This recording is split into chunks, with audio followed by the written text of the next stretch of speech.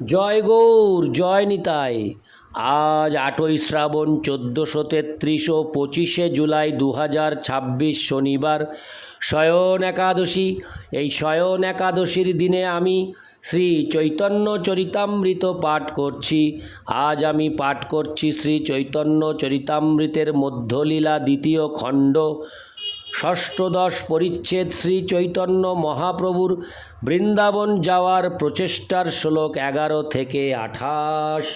হরে কৃষ্ণ কৃষ্ণ কৃষ্ণ হরে হরে, হরে রাম রাম রাম হরে হরে।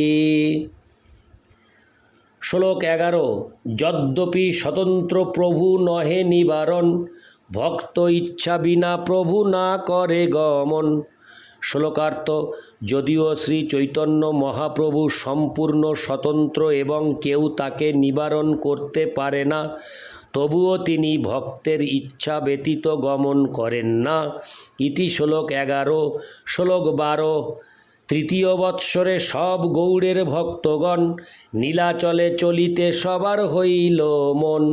শ্লোকার্থ: তারপর তৃতীয় বছর গৌড়ের সমস্ত ভক্তেরা নীলাচলে যেতে ইচ্ছা করলেন। ইতি শ্লোক 12। শ্লোক 13।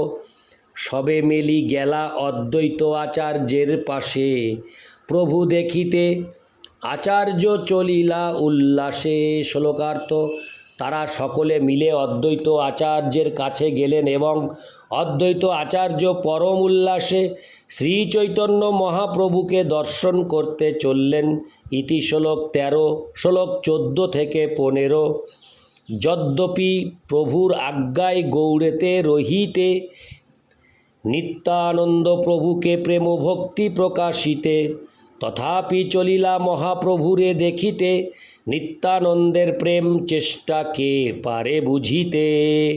শ্লোকার্থ: শ্রী চৈতন্য মহাপ্রভু যদিও নিত্যানন্দ প্রভুকে প্রেম ও ভক্তি প্রচার করার জন্য গৌড় দেশে থাকতে বলেছিলেন, তবুও সেই আদেশ উপেক্ষা করে তিনি শ্রী চৈতন্য মহাপ্রভুকে দর্শন করতে চললেন। নিত্যানন্দ প্রভুর প্রেম চেষ্টা কে বুঝতে পারে? ইতি শ্লোক 14 থেকে 15। শ্লোক 16 থেকে 17।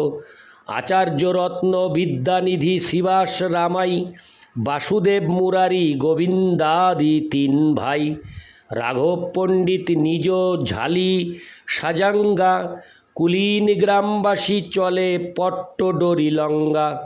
শ্লোকার্থ: আচার্যরত্ন পুণ্ডরিক বিদ্যানিধি শ্রীবাস পণ্ডিত রামাই, বাসুদেব মুরারি গোবিন্দ ও তার দুই ভাই, এরা সকলে মহাপ্রভুকে দর্শন করতে চললেন।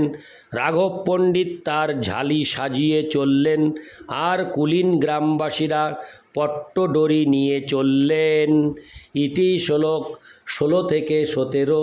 শ্লোক 18।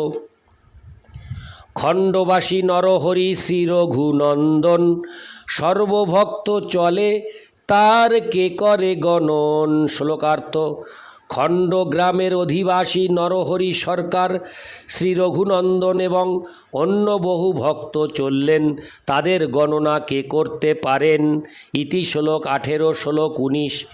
শিবানন্দ সেন করে ঘাটি সমাধান, সবারে পালন করি সুখে লঙ্গা যান।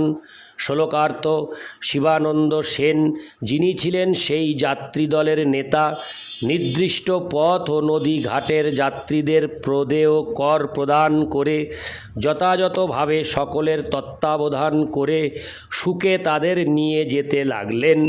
ইতি শ্লোক 19। শ্লোক 20। সবার সর্বকার্য করেন দেন বাসাস্থান, শিবানন্দ জানে উড়িয়া পথের সন্ধান।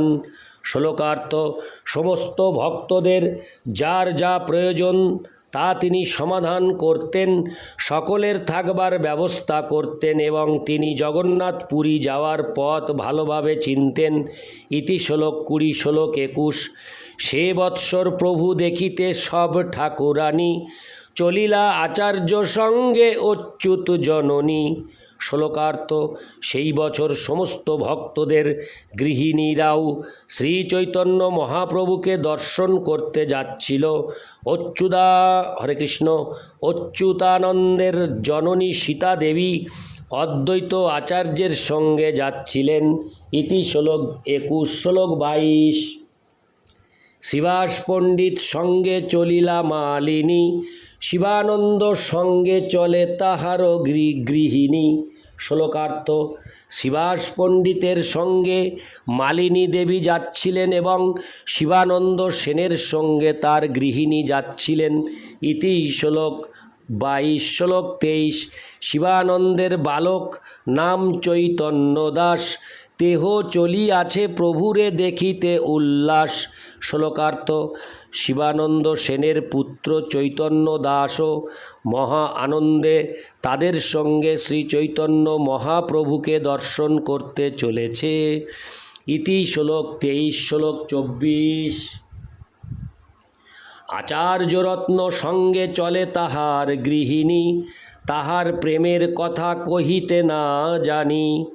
শ্লোকার্থ চন্দ্রশেখর আচার্য রত্নের সঙ্গে তার গৃহিণীও যাচ্ছিলেন।